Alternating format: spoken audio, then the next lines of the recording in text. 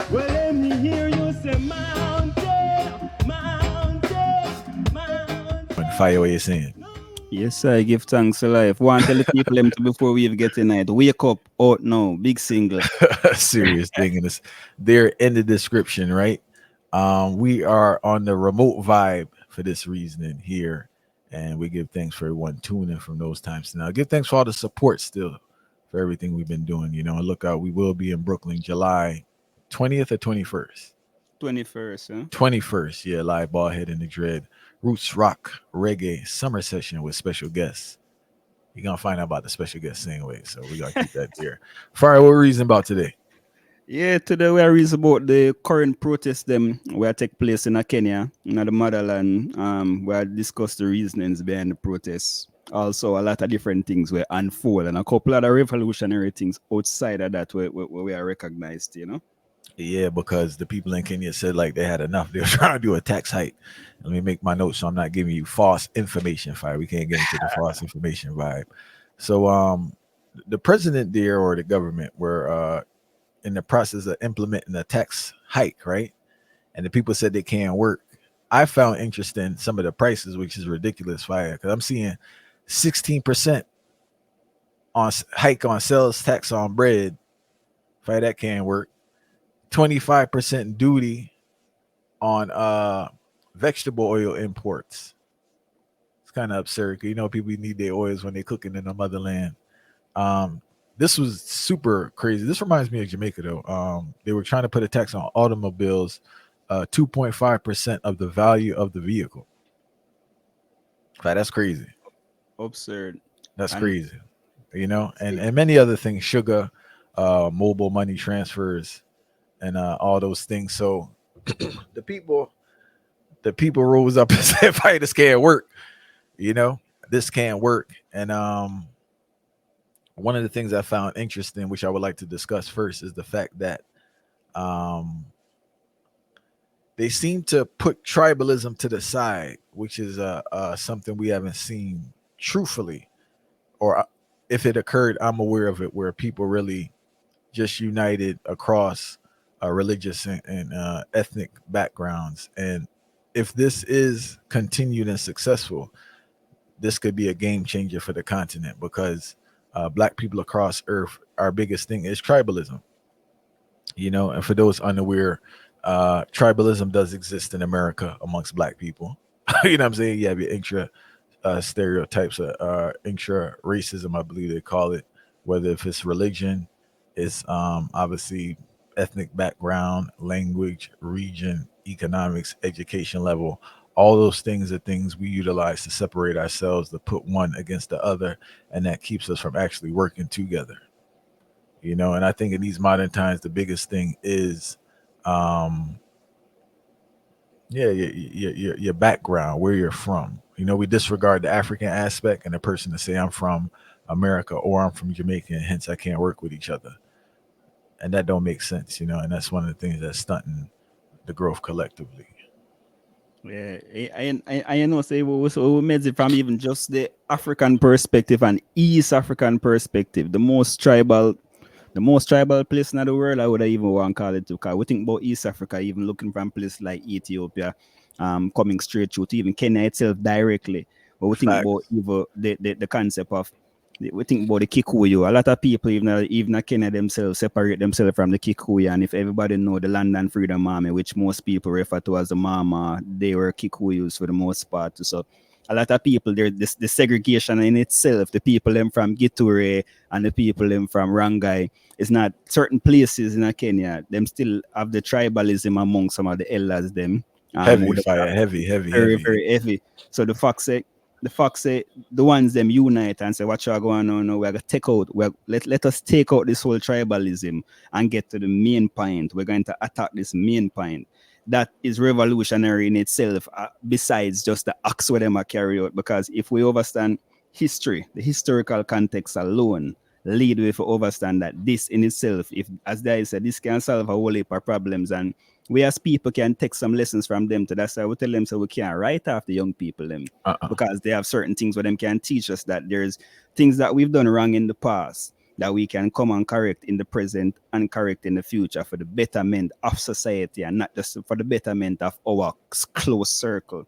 And when we think about these type of things, that is the real way of enact change if we want to deal with it. Not that you're not going to throw away your core beliefs, because if there's something that one tribe does that they see as fundamental towards their existence, that is not affecting the general scale of morality, then that's fine. But within the differences that we have and the different practices that we carry out, if we can put that aside for the broader agenda and understand that we can accomplish this all together, then nobody can stop you. Because if you don't have conflict within yourself, then who is there to stop you? And I feel like this is an exemplary statement that the world really must look at, and black people overall must look at and take an example from that and say, right, we're gonna rise up regardless of the petty differences.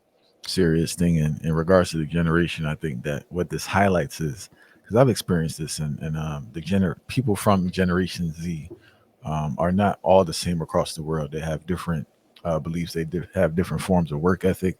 And what we've done is we've taken the behaviors collectively of Generation Z in America and put that on the world, and that has been inaccurate and irresponsible because well, not everyone in Generation Z in America has the same characteristics. A lot do, unfortunately, right? And adults play a role in that. But people of the same age at different countries are not on that tribe. In this situation here, let's talk about the use of social media. I know we curse social media a lot, but people do use it for beneficial purposes. And they have utilized social media not only to get their message out there, but also to organize and mobilize to be efficient at their protests. So I think that this generation, even though they do have, well, Americans at least have certain characteristics, we can't put that on other people. And one thing, Farai, I want to say is that I believe that this generation is starting to crack the code. If they don't crack the code during their time period, the next generation will crack the code because they understand how to use their resources and they're not afraid of the sacrifice needed to bring about change. And I think that's one of the biggest beauties of this generation struggling financially. They don't have that commitment. They don't have that attachment to materials because they never really had it. It may be pushed in front of their face, but they don't have it. And some of them are starting to understand that they won't have it based on how the system is operating, and they're pushing for a new system. I think the previous generation, they had access to that 9 to 5, and they had access to the trinkets that they didn't have. It really pacified them, and it prevented them from acting out against injustices. They were more accepting of it. But with this generation fire, I don't think that's the case. Yeah, but sir, I don't really. I see a slide as a youth. I even been directly to Kenya and on a day-to-day basis. I think outside of Jamaica and in America, from a certain level, majority of my friends them come from Uganda or Kenya. So we talk to them straight through every single day, right? That's the first place we really embrace the whole movement. And I see a lot of similarities in regards to the Gen Z, so we're not really let them slide upon that because them still have a certain type of similarities in regards to somewhat being Americanized up into the whole modern trend things. But one thing we realize with the Kenyans, them in particular, is that them embrace the concept of self-identity. Yeah. Self-identity is very important from a young, mid-age, older age. And that is something where I think is very crucial. And that is why them could actually lead them and say, oh, yeah, this is enough. We're not taking any more. Because it really shocked me still, because I can't believe, say, most time when we see social media things take place, it's almost like a movement where it just start up and it just die down. And the one major thing we stand out is there's no clear leader. Sorry. So there's no clear leader of the movement, which a lot of people can perceive as being good. And a lot of people can perceive as being bad, because if you think about it from the good side is that there's no one necessarily to buy out for say, okay, let's have a meeting with these people, let's calm them down by giving them some form of incentive, and then in Parliament we just go and pass the bill. That's one side to it. While on the other side, to see we are ones who say, okay, you need to have clear leaders so the agenda can be there, things can be identified. But what I've seen, they have 7 days of resistance, right? And the 7 days, each they have activities within the 7 days. So there is one day in particular, through the shape of, through the help of social media.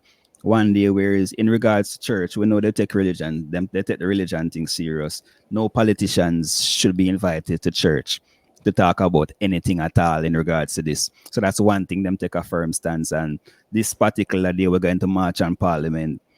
This particular day, we're going to boycott these particular things. So them have a full agenda. And I think that's where the concept, the education part, it starts for sure. And think that is why even formal education, even though we beat it down because of certain things where it kind of want to reinforce the concepts of colonialism. I think amongst the Gen Z, them in particular in places like Kenya, they're very educated, like Facts.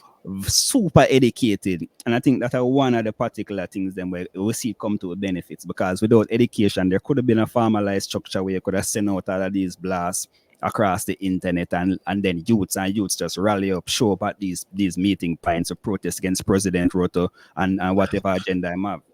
And I know it's early in the thing, right? But I feel that it's been very effective that at least they paused on the hike. I'm not saying it's not going to happen in the future, but the difference I see based on their protests and its effectiveness versus the protests in America is that the protests in America led to like Juneteenth.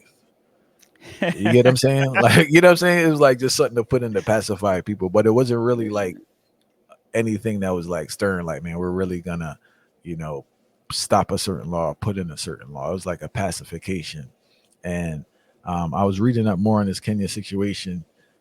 The tax hike foolishness, first of all, based on the mix up with the IMF loan. So I don't really see. Yeah, I don't really see how economically that plays out. But I said all that to say is that they really put pressure on them that led to action, and it seems like they're willing and open to put full pressure on them. And the Kenyan government will have to figure out what are they going to do with the situation. Some people have lost their lives already at Parliament. From a human, and this is the thing I'm praying. I may be wrong, but a lot of the injustices that take place when it gets to like full blown carnage usually takes place when they're able to control the media that's leaving the country. They've already lost control of that, because I don't know how it would work, and that's the yin and yang of social media, because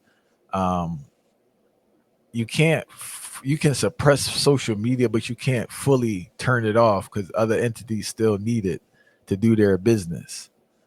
So I don't know how that works. And like the thing is already out and they're already connected to people overseas.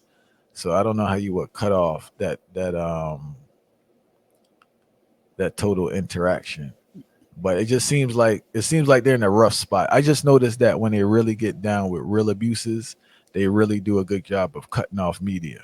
But if the media is already there and the sound's already out, it's kind of tricky at this point, And it's not a mainstream thing. Remember, they're not dependent on NBC or Fox News or nothing, where it's like they're not business with that fight. They just utilizing social media. So that's why I'm kind of confident that they can't just go killing everybody, to tell you the truth, Yeah, they will try, because there's a sense of suppression. That's why, as well, like we would have said to our brother and sister them in Kenya, kupigania uhuru dada uko tayari. And basically we are trying to show the people them say the fight for freedom is near, my sisters and brothers, because Kenya is a place where I don't want nobody mistake it, It's not a normal place, because if you think about the struggles them will come through, and we will think about Land and Freedom Army again. It's not a place. I feel like people always override historical context, not understanding the importance of them playing in the modern day, whether it be the towards the smallest things or the biggest things. Because take this now for you. Did I mention it earlier?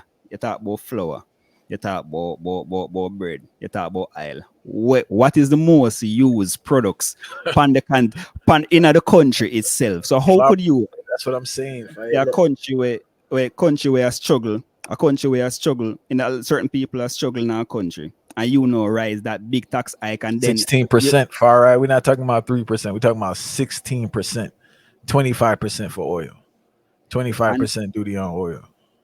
and then the man them not only stop it at food, you know, they can meditate all of these things deep, you know. They don't only stop it at food. You see the phone thing we mentioned too. The That is money an next step. transfer, far right, send That is wave, and all these things, yeah. M-Pesa. And you know, M-Pesa people is live off these things, far right. that's what I'm just about to say. The remittance, the concept of remittance, just like a lot of Jamaicans or Caribbean people without understand the concept, the importance of remittance to the economy. M-Pesa is what them use. And with that, them using these things so often for receive money and all of these things. So now you're cutting out the amount of earnings where them have. You're cutting out the amount of food that them can get. All for what? Because when you check it out now, because one of the main things in this whole protest where I think we really need to we look into and discuss to, you know, is that it's not just about the prices rising, you know, the people are speaking of accountability. That's one of the major part of the protest, you know. So I don't want to lift that out, accountability, because okay, if you raise this amount of money from taxes, 200 and I think 200 and something billion, it's supposed to be that they claim is going to earn them in extra taxes, right? What are you going to do with this? Because for what we know, the politicians are not trustworthy. President Ruto and his crew is not trustworthy to the people. So, what is the accountability that will come to this? What are the particular aims? You tell we're rising taxes now one, and what you're planning to do with the taxes? What are the timelines? What is the realistic nature of increasing these taxes and the outcome that we will see that will benefit the people? You can't show that. So, where's the accountability, and the people them are hold the youth them are hold them accountable? And fire, I want to touch on one thing with the remittances so people get better context.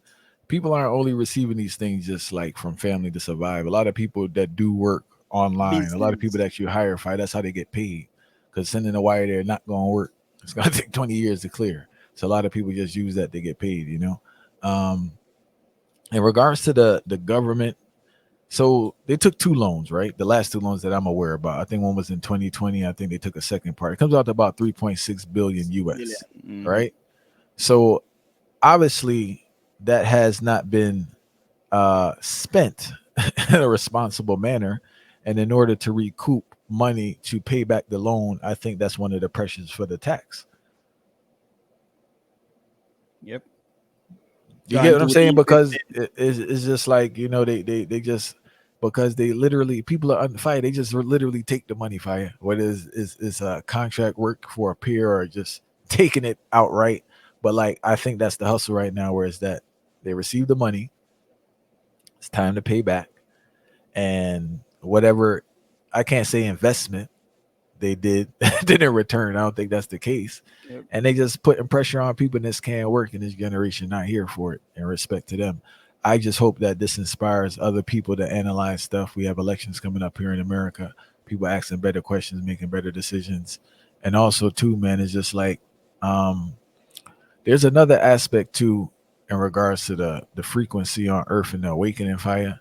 We were talking to Paula Herlock about this recently. Check out Reason There with Paula Herlock. Fire, people just looking, you know, yeah, we could criticize this and say what, collectively people looking at things differently. They're looking on things on the heights, you know, and something's going on in the atmosphere where people have a deeper consciousness, and they're seeing things clearer, and they have more courage, and they're willing to do without. This is the next thing I've been noticing. People are willing to do without the life that you've been told you're supposed to live, in the hopes of receiving a life that's actually better for the collective.